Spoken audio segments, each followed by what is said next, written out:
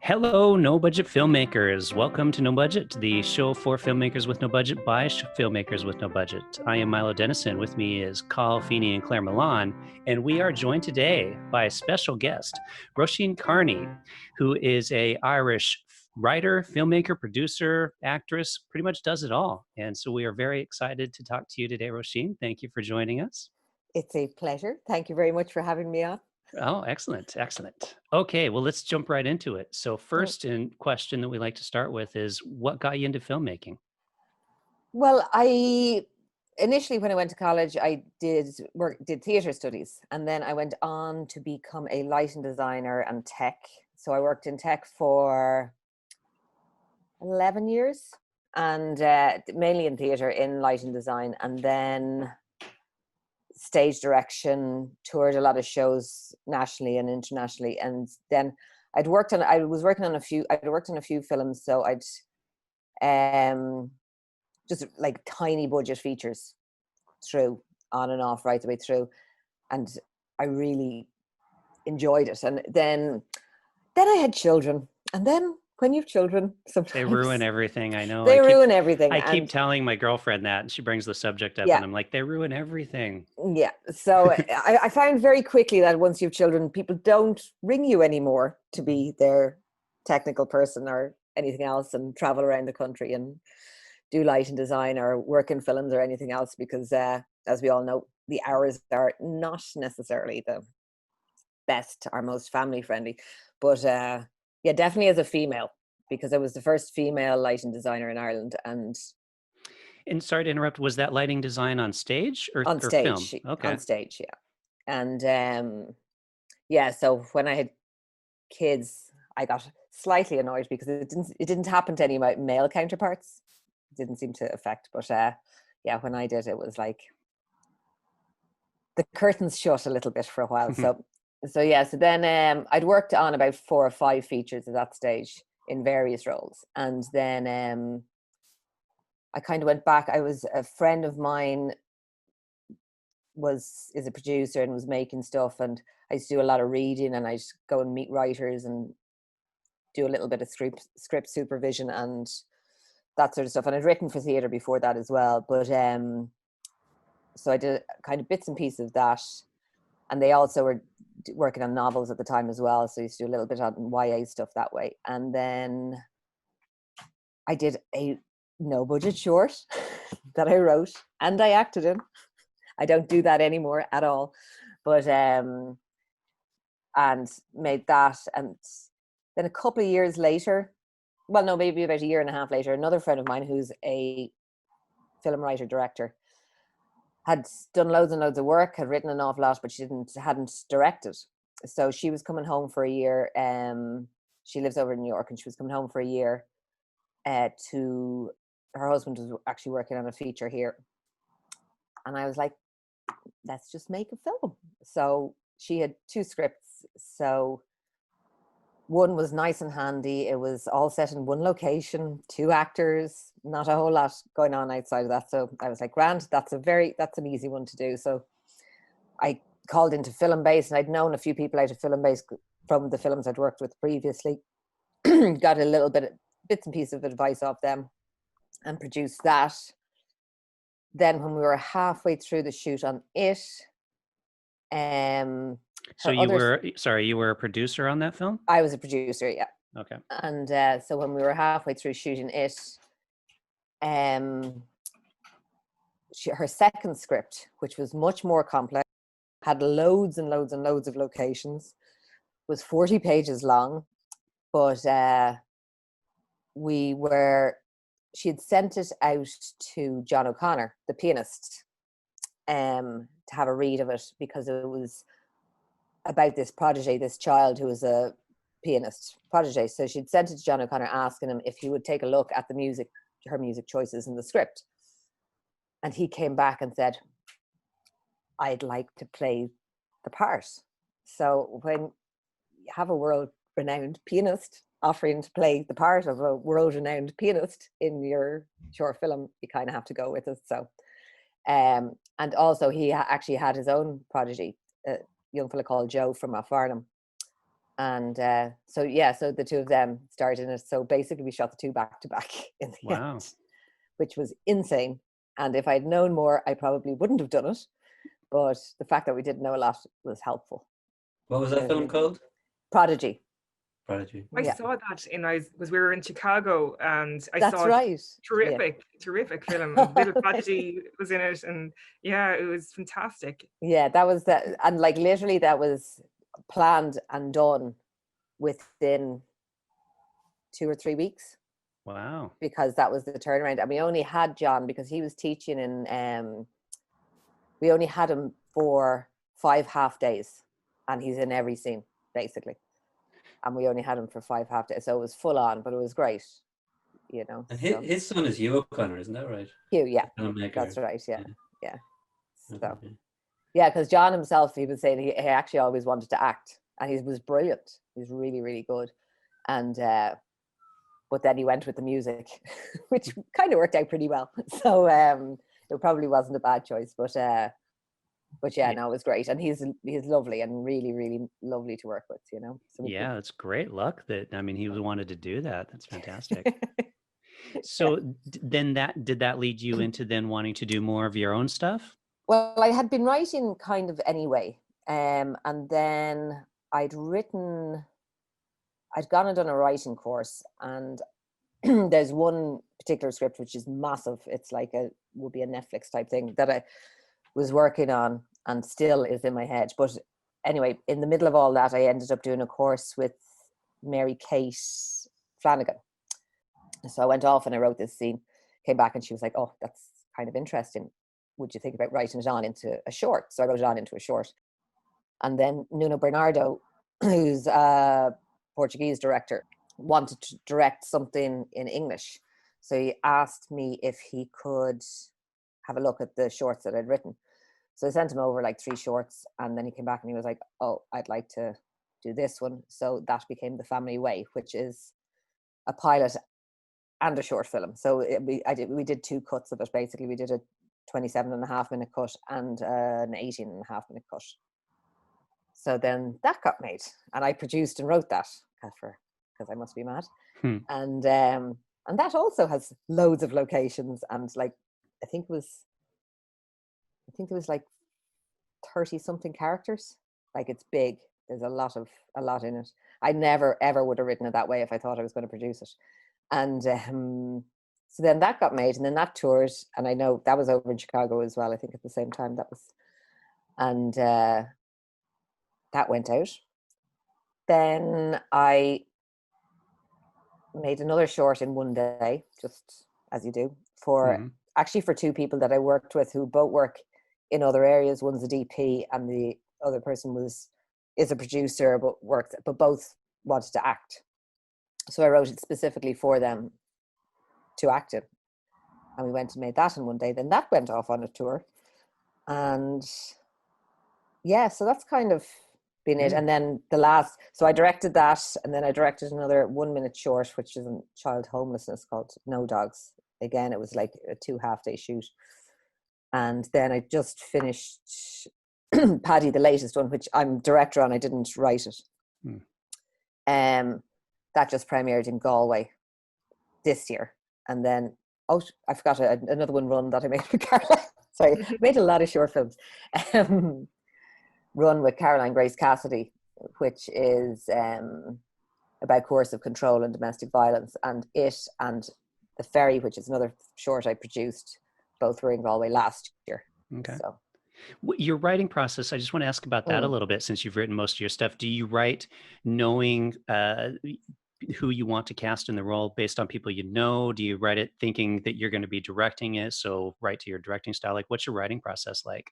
I don't know. I actually don't generally write direct. I don't mind, and sometimes, like the very odd time I've written things that it's like, no, I 100% want to direct this myself, but really quite rarely. I'm always kind of happy to work with other people. Like, I think it's good. When I don't write to people a lot, but I sometimes will have someone in my head, for one particular character. But usually most of the characters are a mishmash of people I know. They're like, it's like I take 3 friends, squish them all together, and that's one of the characters.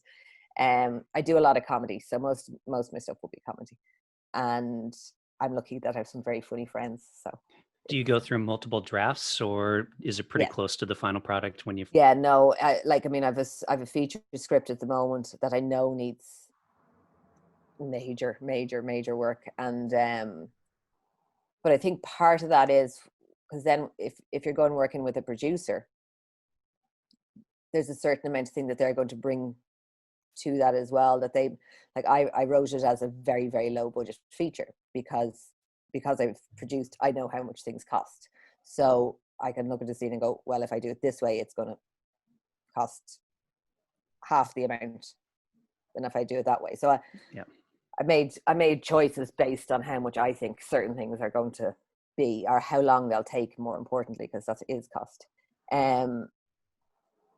But I don't like, I kind of do it naturally, but I don't like doing it because it's, I think you need a certain level of freedom away from that when you're writing. But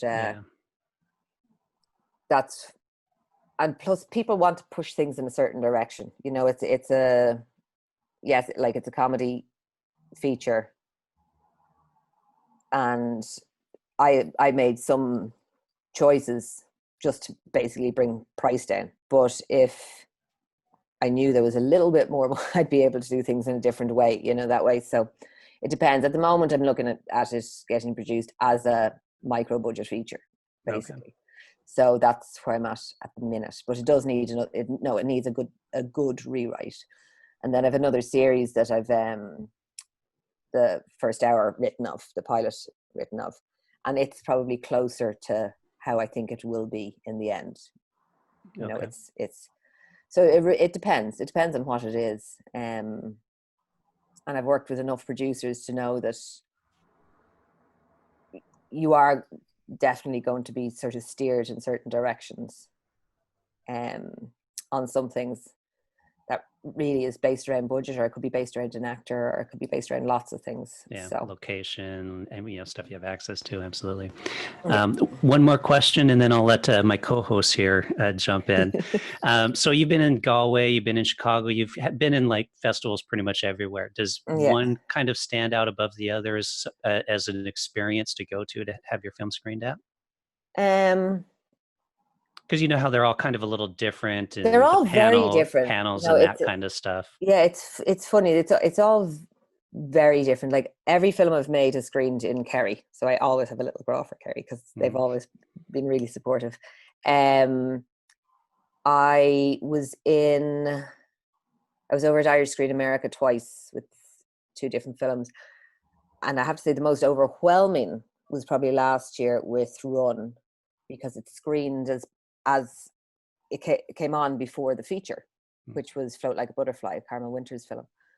And it was in LA in this massive auditorium, and a huge, it was all invited guests. There was a huge amount of filmmakers there from wherever, it was what I would consider a slightly intimidating audience, you know what I mean? Because, and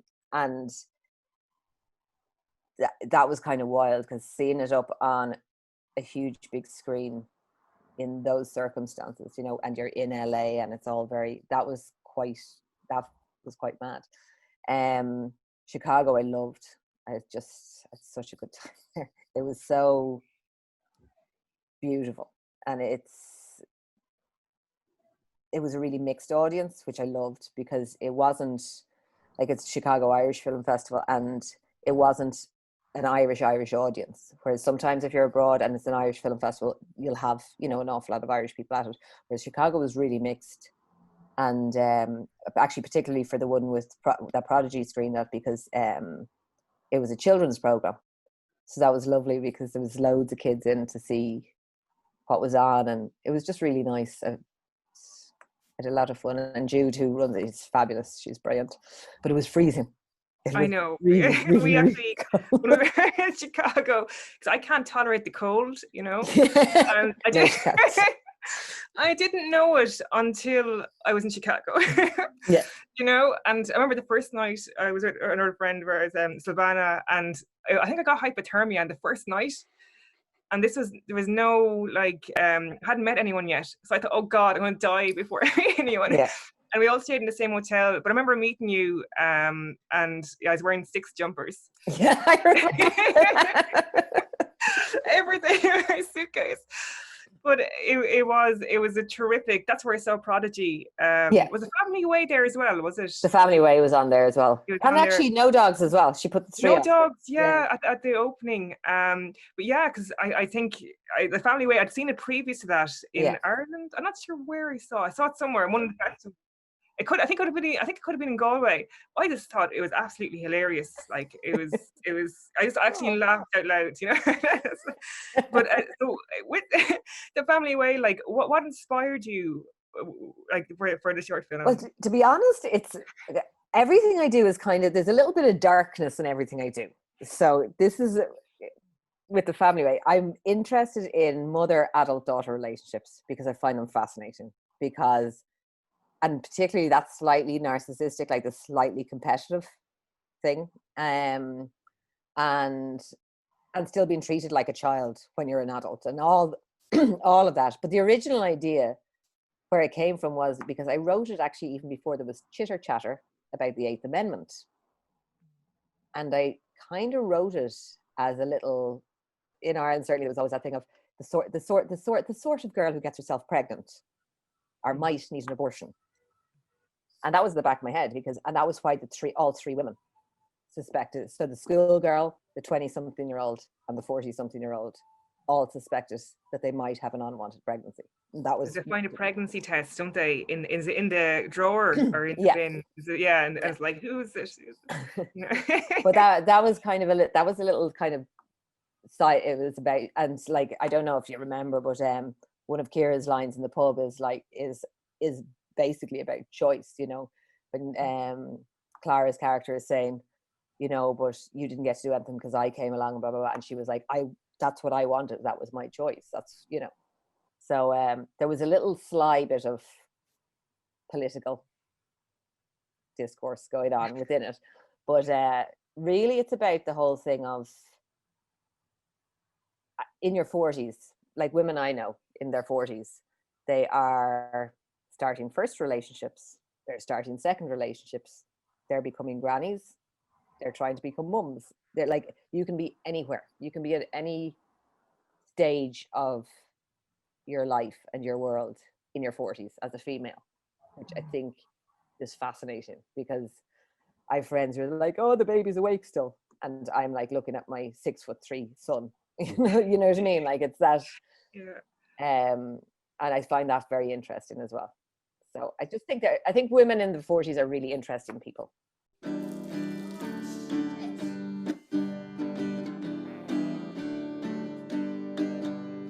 Zai, go, Zai, go. Oh, Zai, go, yeah. Zai, go. Strawberry flow, white sailing boat, famous quote, anecdote, furry mountain goat, each emote get explode, and there's this song that I wrote about a Zai gold. Oh, Zai gold. Oh, Zai gold, yeah. Zai gold. Just stop. Root. I want it on. Yeah, Zai go. You gotta Zai go.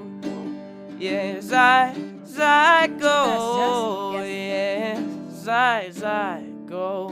You pee on them and it comes out. Ah, for Jesus.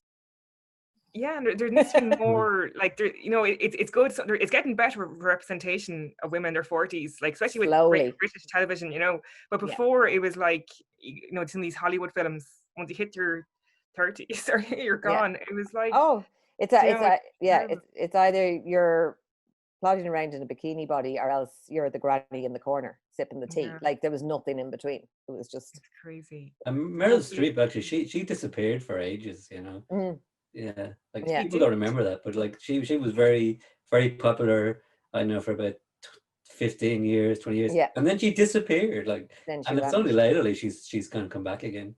Yeah, but sure, if you look at the mother-daughter or mother-sons, like I mean, how many times do you watch where the mother is like in real life 36 and the son is like 30? You know what I mean? That the age gap is ridiculous, you know, in a lot of films, you know, and like I mean, and that's on purpose. That's you know. Or relationships, like the guy will be in his like 50s and the you know It's like 22. other is like in her early 20s. Exactly. Yeah. And that's why I love seeing like you know, like say Reese Witherspoon, she's producing she's so much great. amazing stuff, and it's so inspiring. Like it's and she's a woman in her 40s, and it's just so inspiring, you know. It's just Women like in their 40s rock. They're fantastic. yeah, they, and I noticed actually there's a cameo. I keep telling myself that. But there is a very famous cameo in your short. Did I recognize Jim Sheridan in there somewhere? You did, yeah. Jim was in there. How did you sneak Jim Sheridan into your film? Actually, that was a bit mad because I'd written this character Eugene, and the point of Eugene again because I'd written it with a series in mind as well, because there is the pilot of it. The Eugene character he's kind of the one who is the resolution to the family problems in my head in the sort of series of it, and I kind of think he's an important, again for a generational thing. I think it was really important to have that sort of a nice, calm, is happy with everything that's going on, is just happy with, whereas everyone else in the whole room is asking questions. Who is it? Who is this? Who's got, you know, where's this? Here's this guy, and he's just like, the world's great, you know. And it was supposed to be a friend of mine's dad played the role, who at the time was 84. And then on 3 days before we were shooting, he wasn't feeling very well. So then I was actorless for my Eugene character, who'd become to me quite important, you know, because I really like people. Yes, they're written, but I kind of like people, you know. I like the characters, and he'd become quite an important character to me. And I was a bit stuck because I just didn't know who to ask. And then, and I know Jim is a really good actor. Like I've seen him act before in a lot of stuff, and he was just right, you know, character-wise and person, as you know, he was right. And so I asked him, and he said, "Okay." So I do know him. Like I do, like I know like Naomi is a good friend who wrote actually and directed the first two shorts, is a daughter of Jim's. So that's obviously. So I've been around and known him for a lot since I was 20. You like, just but some randomer ring up Jim's agent. Hey, no. Jim. He probably would though. That's the thing. Yeah. Like, he'd probably do it quicker for a randomer than he would for me. But no, I asked him if he'd do it, and he very generously said he would. And he, because it was shot in my house, so he got lost on the way, and my husband had to go out and find him in the car, and it was all a bit mad. But anyway, he got here, and it was really funny because Amy Joyce Hastings was playing one of the roles, and she ran upstairs to get herself ready, and she walked into the loo, and Jim was sitting on the loo getting his makeup done. So Oh my god! it's like running back out, but yeah, no, he's brilliant. He's so funny, and it's because it is a bigger part in the longer version, and I don't think you've seen the pilot probably, but he's so funny and so good at it, you know. And you mentioned before it was a lot of locations in it. There was the chemist, and there was the bar, and did you have, I don't know if you can tell us the budget, but roughly was there a big budget like for this short, or was it kind of smaller scale? Or 1,800 quid of my very hard saved up money was the budget. So it was the chemists. I went in and asked, and they opened up early in the morning before they opened up for us to go in and shoot. Mr. Price opened up at 6 o'clock in the morning to let us shoot. The second chemist opened up through lunchtime to let us shoot. The bar let us in during the day and let us like take down. Actually, that bar is gone now, but let us like take down their air conditioning and stuff out of the bathroom and let us shoot. So yeah, everyone did everything for free. Yeah, wow. And it was All so the actors, successful. the crew, everyone.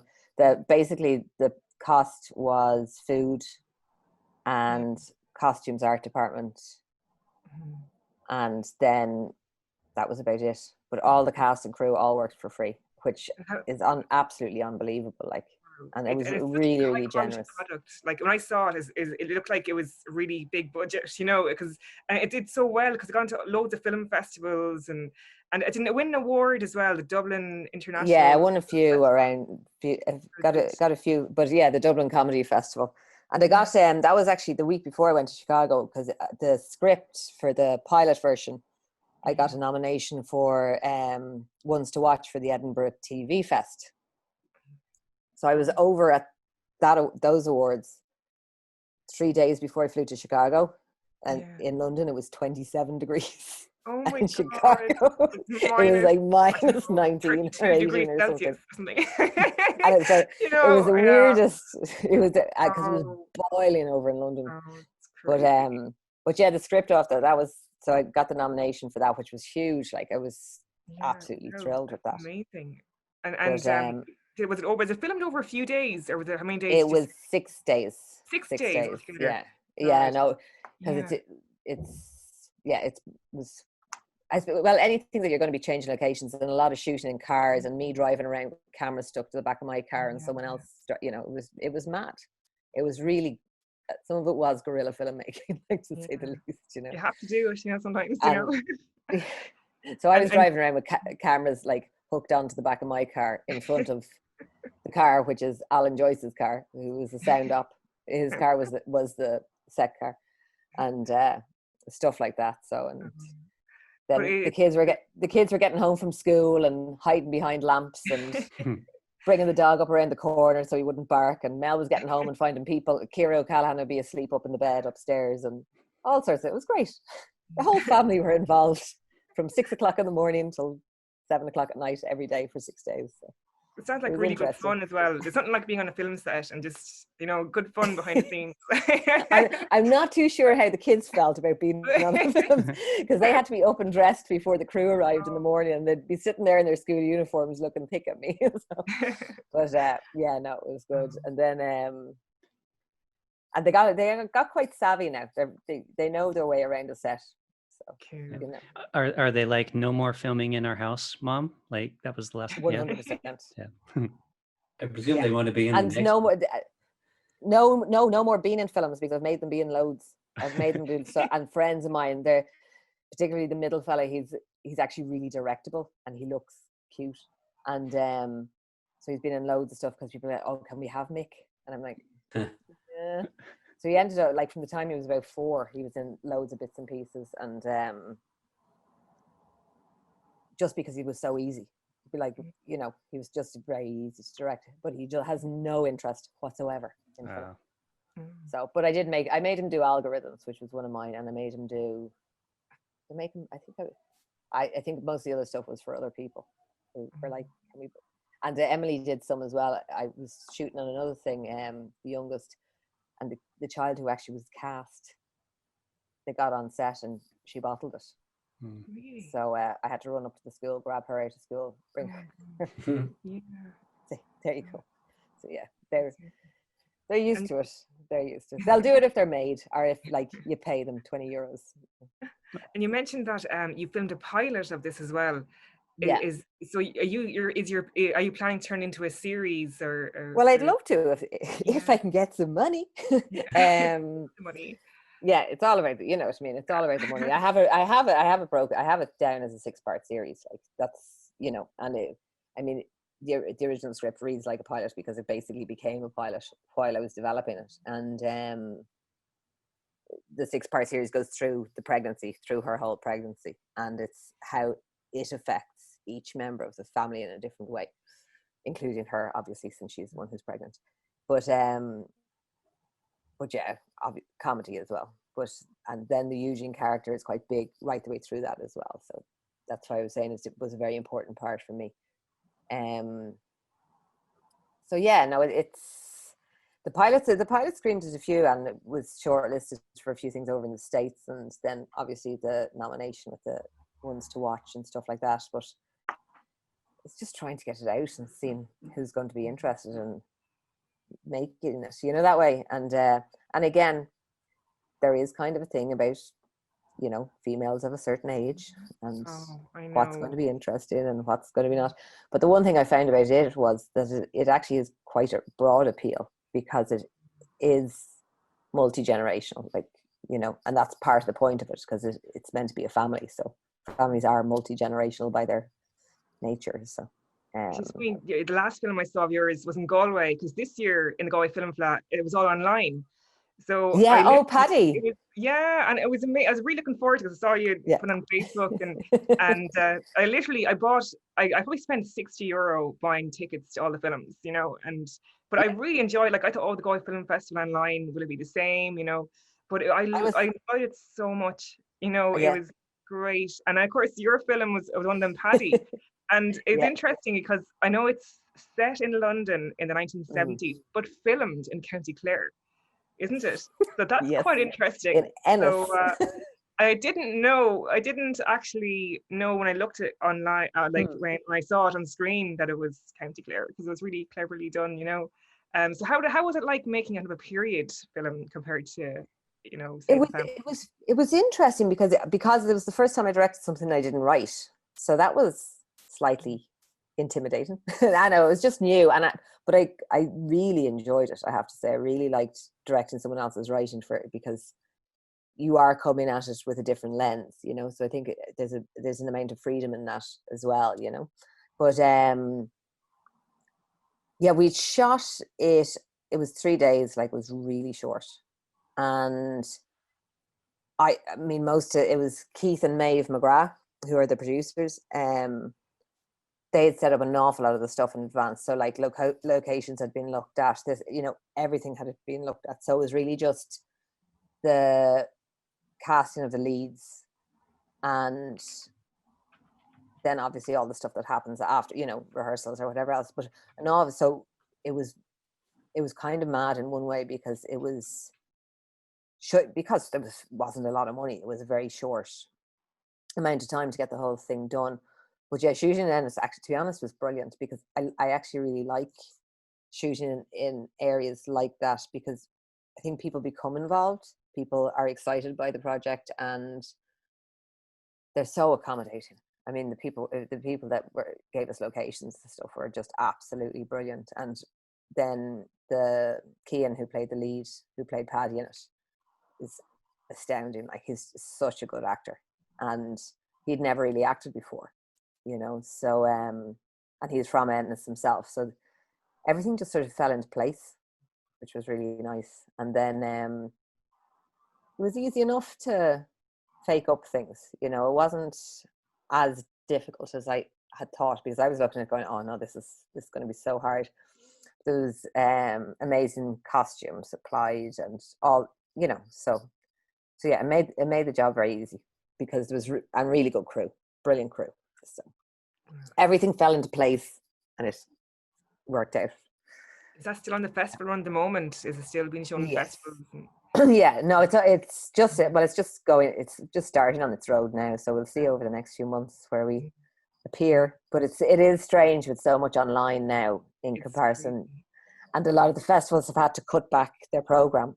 They're not actually screening as many films as they normally would. So it is, we'll see. It's kind of hard. It wasn't like when I was shooting, it was shot for a big screen, you know what I mean? Because that's what you have in your head when you're making it. And a lot of choices you're making are for, you know, for it to be seen on a big screen. So then you can appreciate, and the sound choices as well. So yeah, you can appreciate it and you can watch it on small screens, but I cannot wait to see it in a cinema. Like, I'm dying. Wait to go back to cinema as well. Because it is a totally different experience, you know. Oh, it's so different, and it's strange, because most films are made for the big screen, and then when you know, we didn't expect this to happen, so it's going to be so different. And for an audience as well. They're made for an audience, you know. They're made for a large group of people to see it at the same time, because that changes the dynamic completely. When you're in a space with 50, 100, 200 other people, it changes how something is perceived, you know. And it's great, like the Family Way was brilliant because you know, people would start, you know, one person starts laughing and then all of a sudden the whole audience was like, oh, we can laugh, it's okay, and off, you know. And that's whereas you're not going to do that really at home in front of your lap, you know. You might go, but that's, you know. So yeah, I'm dying to see it on big screen. That's I think Cathal has a few questions. Ooh, no. Well, so are you drawn to a particular genre? Like, so like a film like Run is a very serious topic, and Family Way is a comedy. So is there anything that you prefer over the other? Comedy. I do, like, I mean, I love doing comedy. I am, you know, I'm very interested in social issues, and that's always going to be part of what I do. And but even with social issues, I think an awful lot of those of the time stuff can be in there without it being in your face and done. I mean, I suppose some of the stuff I would do would be dark comedy as well. I actually like thrillers as well, which is kind of weird, but comedy would be my main. Yeah, 100%. And because really that's what I want to see. You know, I want to go out and have a laugh, and I want to enjoy what I'm watching. And you know, especially now, because everything's so serious. I want to have a laugh as well. You know, to be more comedy out there. But like, I always think how stuff is inside. Like, if you look at normal people, and you know, all the talk of all the sex and blah blah blah, but actually the coercive control within that was a big part. It was a big plot point, and it was also fed into her relationship with other people through the series, you know, and what, you know, and why that happened and how that happened. But no one really mentioned it because it wasn't particularly pointed out. So I think you can sneak things in and let people, you know, because your actors need a reason to be the way they are, you know. So even in comedy, they need a reason. So sometimes you have to show something that goes, that's why they are this way, or that's why they are that way. So but yeah, comedy. And okay, but there is a kind of a sort of a social element that kind of pervades all your work, would you say? Well, it did in The Family Way. It did it, you know, obviously with Run and No Dogs, they were made for that, for very specific reasons, and all these they all tie in together because, you know, there is a large proportion of particularly families and children who are in homelessness because of domestic violence. Like, the two actually, you know, and the two feed into each other. So I think it was kind of something that I just wanted to put out. And actually, Run has been used to train care workers and over in England now in identifying signs of coercive control. So it has its purpose there as well, you know, which is good. And I know No Dogs has been used by a number of charities for various purposes as well. So yeah, there probably is. Like, I am interested in social issues. I come from inner city. I come from originally a very, very rough area with a lot of problems and a lot of drugs and AIDS and all the other stuff that was so happy and wonderful in the 80s. And so that's always going to be an influence on me. You know, it's always going to be there at some level. So, but we still want comedy. Oh, yeah. Because if there's one thing, particularly in areas like inner city Dublin, and particularly being around kids, that it's like really, really funny. You know what I mean? Like, just brilliant characters and really, really funny and good fun. So I'd like to see a lot more of that, to be honest. I'd like to see a lot more stuff that's set, particularly in working class areas, and that is comedy. That is the way it is. That is the people that live there and are from there and who they are, rather than dark stuff all the time. I'm like, it's not particularly something that I would hugely recognize. Yeah, there's a touch of it, but it's not the beginning, middle and end of everybody's day, you know. So keep keep things happy. Yeah. Make them laugh. So like I'm looking at your IMDb, like you have credits for like lots of different roles. Do you see yourself as one thing over another, like a writer or a director? I always would have thought writer, and I still kind of probably do. I have to say, I loved directing, particularly on Paddy. I really, really enjoyed it. I really enjoyed the process. And I think confidence would have been the thing that would have held me back from directing, because I think that's the thing that's always held me back from everything. Like I think like most people, and certainly a lot of people who work in the arts, being confident about what you're trying to make is a huge hurdle that we all have to jump over. And I wouldn't have necessarily thought of myself as a director, but because anything that I'd done was stuff that I'd written myself, and it was done because I was like, okay, this is important and I want to make it, and I'm not going to ask anyone else to do it for free. So I'll do it myself. But yeah, I'm kind of divided now, because I absolutely love writing, but I'm definitely veering a little bit more towards the directing as well. So okay, we'll see. Writer, We shall director. see. Yeah, I don't. Yeah, writer, director. Yeah, but in some ways, I think I enjoyed directing something that someone else wrote a little bit more,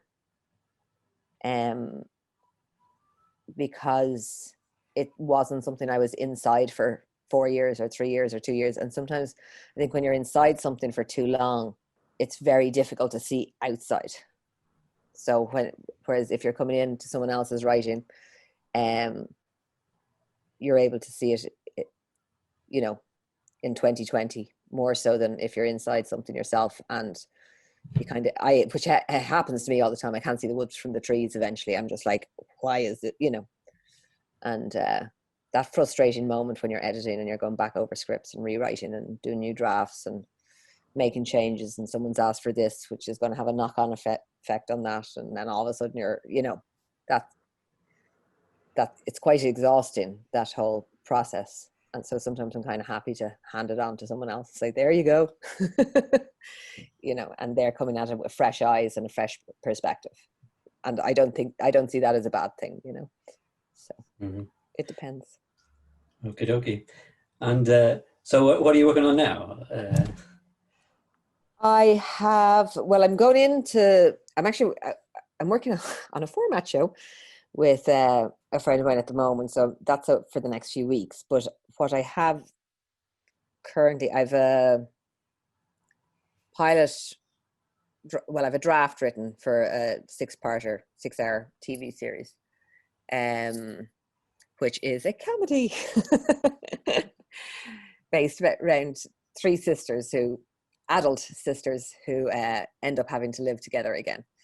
So okay, I'm kind of working on the treatment. I've it blocked out, but I'm to write the series treatment. Like I have the first episode written, I have the first hour written, and it's in fairly good nick. Like I'm relatively happy with where it's at. And then so I just have to do the treatment now for the 6 hours, which I find very difficult, because I think it's much harder to write things on 1 page than it is to write on 27 pages. So so the treatment on that. And then I have then the feature is that's the one that I I've been avoiding sitting down to go back working at, but I need to, so I'll have to do that over the next few weeks as well, and look at the possibility of shooting that, hopefully not too far into the future, on a low budget, on a fairly seriously low budget shoot, depending on what, like when you see some of the the feature that won Galway, Redemption of a Rogue, I mean, that was a very, very small budget. Oh, that was amazing. Like, did you see it? Loved it. Yeah, I remember loved it. telling people about it, like before, before it went off, because apparently it stopped earlier than they thought. Like, the way it did, because I went to watch it a second time.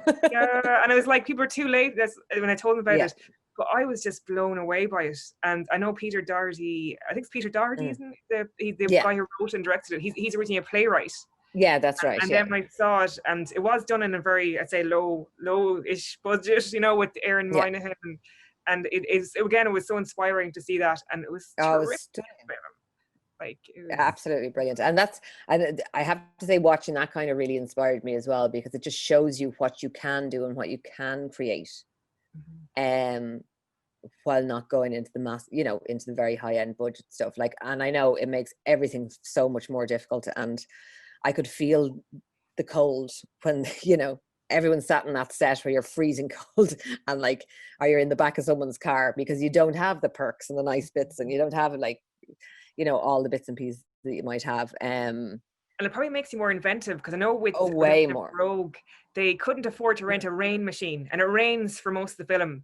So there was a guy, actually I know, he actually built a little kind of tank with the water in it, and there was like a pipe coming out of it, so they had rain because they couldn't afford it.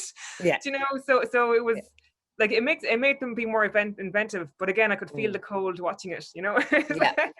You know? And visually as well, I think an awful lot of it, and it's, I suppose, coming from a theatre background, I would recognize a lot of that, you know, bits and pieces through of just from different shows and stuff I worked on over the years, and how you see things and the colors that are there and the depth and the interior as well as the exterior thought, you know, what's going on in his head versus what's going on in the real world, and that, you know, which it has been used a lot, I suppose, in theatre, you know, but I just absolutely loved the film. I just thought it was brilliant, you know. So. Would you think theatre is a good training ground for writing, then going into film, rather than starting in film?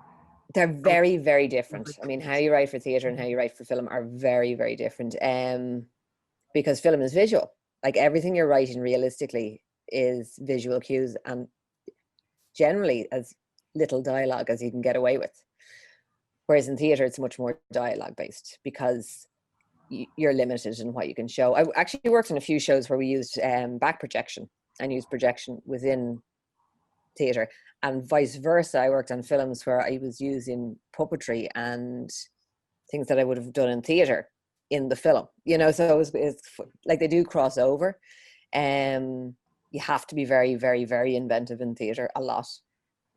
So I could see where that came in with Redemption of a Rogue, where, you know, you see your space, you see, you know, and the whole concept of breaking the fourth wall. And there's definitely an advantage to having spent time in both, you know, when you go back, because it does give you a kind of slightly different perception. And you see that a lot, an awful lot with gallery stuff, you know, with arts coming through and gallery stuff. There's an awful lot more tech being used, an awful lot more, you know, how light is used, how the tech is used, how projection is used, all these things, you know. And then virtual, obviously, with you know, people using 3D or virtual reality, and there's a lot more crossover now, I think, coming in, you know, because I think there's going to be a lot more coming in with, because obviously the virtual gaming, I think there's going to be an awful lot more things that are crossover happening over the next few years. I don't know if I'll be part of it, because I can't do VR at all. I'm terrible. But you do see a lot, you know, and certainly installations and gallery pieces, and you know, and film, like a lot of stuff that's come through, which I think is brilliant. Like, I think it's great, because I love seeing that. I love seeing people taking little bits and pieces from everywhere and bringing them all together. So with regard to all your films, like there's 2 or 3 online. There's The Family Way is online. Actually, the pilot of that is online as well. The 2 of them are online, and the No Dogs is online. That's it at the moment, I think. I'll probably put algorithms out soon as well, and yeah, they'd be the 3 that are online. The rest, Prodigy actually is, no, not yet. We Have Each Other is still on, it's been on RTÉ twice, but I know it's on the player as well, the international player, so we have to wait a little bit for that. And then what else is there? Run is still touring. It's actually on in Block Island tomorrow night. So in Block Island Theatre, our film festival over in the States. So that's it's still touring at the moment as we speak. And then The Ferry, which is another one that I produced, that's still touring around at the moment. That was last year in Galway as well with Run. So it's slightly longer though. It's also just coming in under 24 minutes, but yeah, we're kind of looking at it as well as the possibility of it going longer and series sort of as well. So yeah, but yeah, no, there's two online. There's two versions of The Family Way, and then No Dogs is online. So. And in terms of actual production, I presume like a lot of people, things are on hold because of COVID, or are you kind of planning to do a workaround somehow? Well, I'm just working. Well, I'm working on the TV series thing. It's a format, so it's fine, and it had to be completely changed, but it's going ahead in a very different way. Then, yeah, as far as filming goes, I mean, I think you'd get away with filming smaller stuff. I think it either has to be massive budget or no budget, because I think you can certainly make stuff if people are willing to put in the time and days and hours and socially distance and have your micro crew, like have your, nobody around, and write it to be COVID friendly. You can write to make things COVID friendly. And I've another documentary that I'd like to develop that I'm kind of looking at as well, that I might try and see if I can make a short of. And obviously the documentary is a little bit easier. So yeah, so unless that changes, and so maybe it's time for us all to go out and make smaller, exciting, new, imaginative things in a COVID-friendly way, that people will be able to have something there. And for post-crew, obviously stuff will become through, but for post-production, what you would normally be spending 3 months on, and all of a sudden there's these huge big gaps. So yeah, we all just need to make loads and loads and loads of films now. So yeah, it'd be interesting to see in a year's time what comes out. It'd be interesting to see films and Yeah, I know there's a few there's a few shooting. There's bits and pieces shooting, and I know there's people are looking out for format content. They're looking out for documentary content, and there is, I know of shorts that are shooting and have shot recently, and then there's another, because they're shooting up north as well. There's some stuff going on because I think the restrictions are a little bit more relaxed up north. So yeah. So for all those no people working on no budget, none of it work on no budget and no people. Yeah. Well, isn't that we go out and make a film with no actors? Yeah, exactly. Yeah. Run around. All right. Well, let's. We have one more question, don't we? Which is, give any advice for our no budget audience? Make it. Go out and just make it. Just forget about everything else.